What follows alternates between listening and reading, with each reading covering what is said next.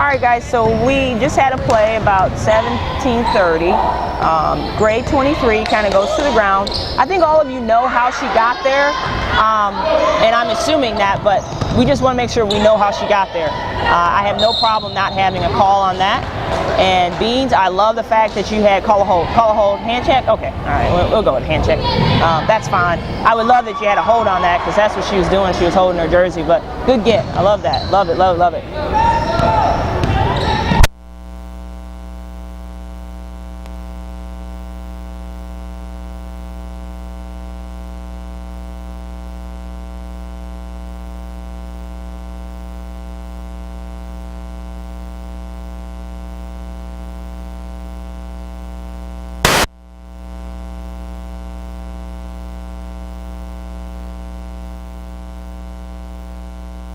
All right, good job at addressing the injury. I do want to go back to another play where big Maroon 32, like I said, we're calling them Maroon.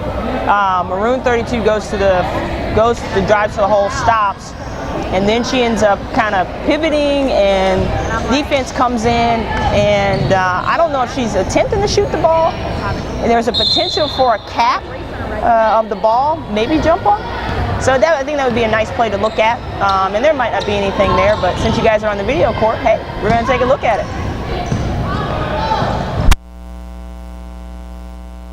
You want to talk about throwing a bullet pass, taking somebody's head off. Good Lord. Yeah, teammate, I love you. Let me take your head off in the process.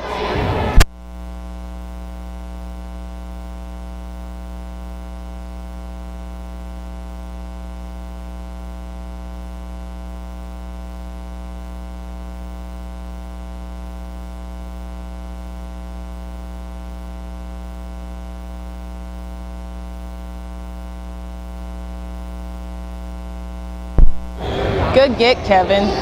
Very good get. Way to focus in on your primary, on the shot, and not miss something that is extremely obvious.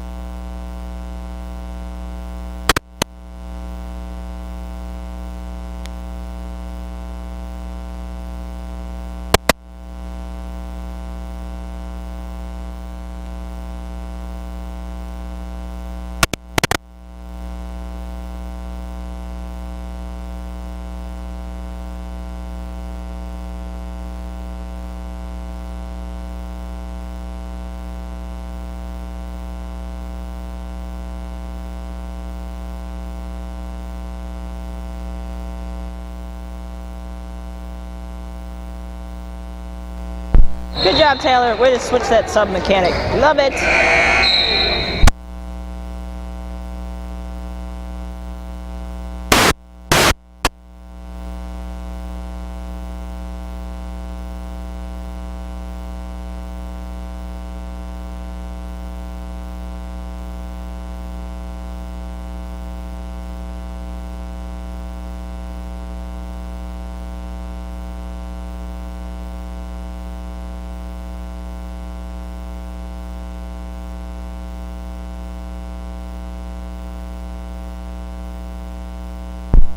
Good job, Beans. That's an easy call for you and your crew. You guys are doing a really good job out here.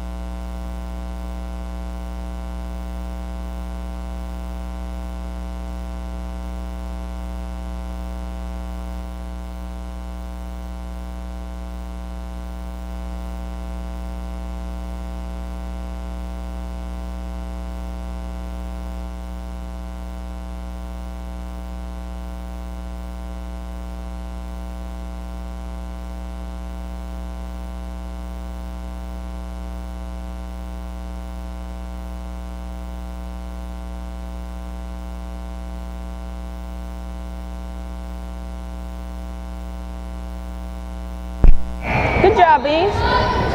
So my only challenge with that is when you initially made the foul call, you showed a preliminary and it looked like a push signal, and then you go to report it and you call a hold. We want to just make sure that we're very consistent on what we call. We know it's a foul, but if you're going to go with a push as your preliminary, then you need to also report a push.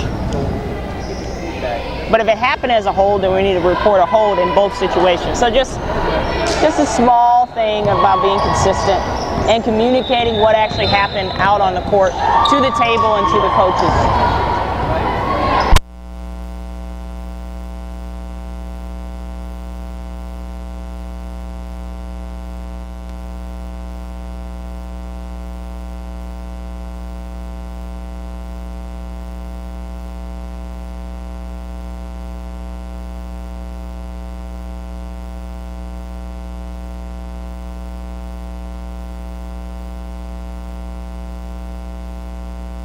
Alright, so we're getting up on the 10:45 mark here. Your score is 29-28. I believe red is up, or excuse me, maroon. And I think you just need to be ready for, you have a pretty even kill game. Be ready for it to get out of control. Be ready for it to surprise you. And so that way you're just prepared for that, because this is one of those games, oh, it's pretty smooth, we've been consistent on this, this, and this, and then we just start getting some mess. May not happen, but be prepared for it mentally, and then you're able to manage it. All right, so once again, we kind of have some freedom of movement plays on the perimeter, a lot of perimeter contact, a lot of contact that's illegal. It's very easy because you will be supported. Just go ahead and blow the whistle, call that foul, and send that message of, get off of it. Just takes one time, and I think these girls will adjust because you have called it consistently. I don't know where Gray was going, but that was definitely a great block.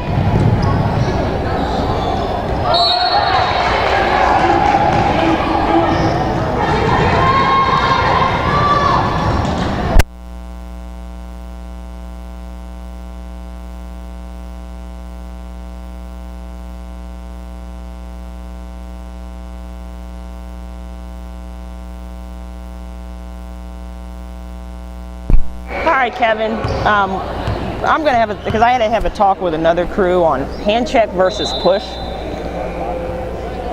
In that situation, we need a push. That's what she did. She pushed through her to get to the ball. She didn't hand check her to get to the ball. And when we open that Pandora's box on hand check, trust me, you will get a coach who will start to, hey, that's a hand check, that's a hand check, that's a hand check, just because they put a hand on the girl. So in that situation, I would love for you to have a push. And when I meet with you guys, we can talk about why.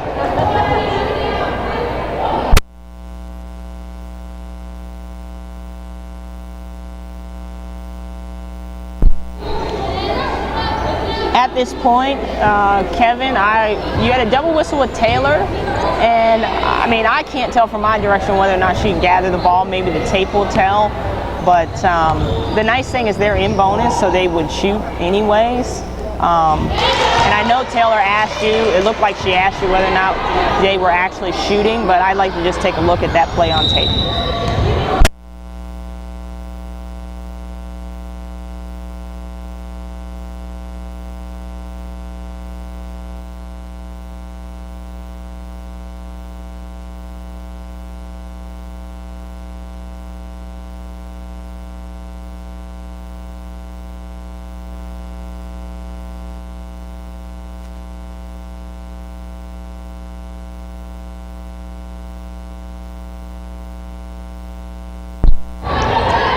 We need to make sure we're taking a look at Maroon 5's.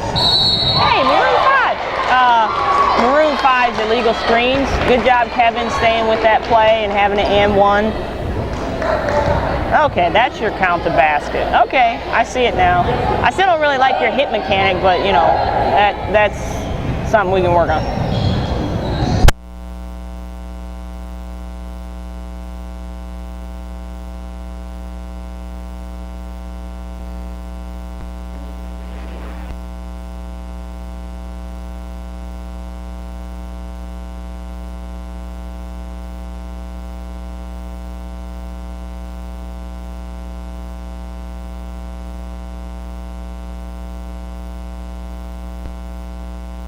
All right, freedom of movement. 2 hands on the ball handler dribble. Automatic foul. Easy. It's really not that complicated.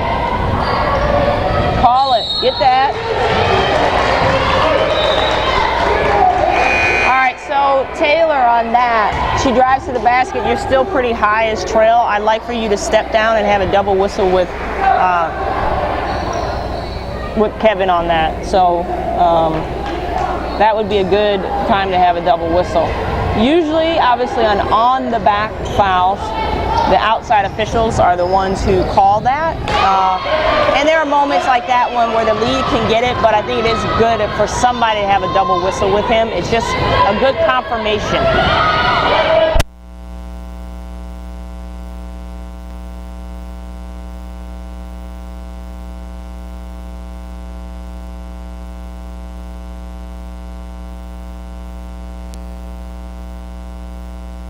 And there's another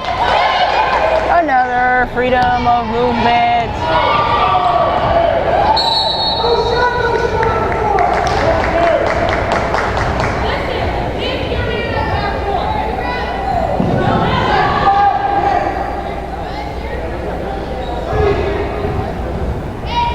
All right, Kevin, I'm standing over here on the other side from you, but I swear you just reported 5 with a hit and you gave a hand check mechanic.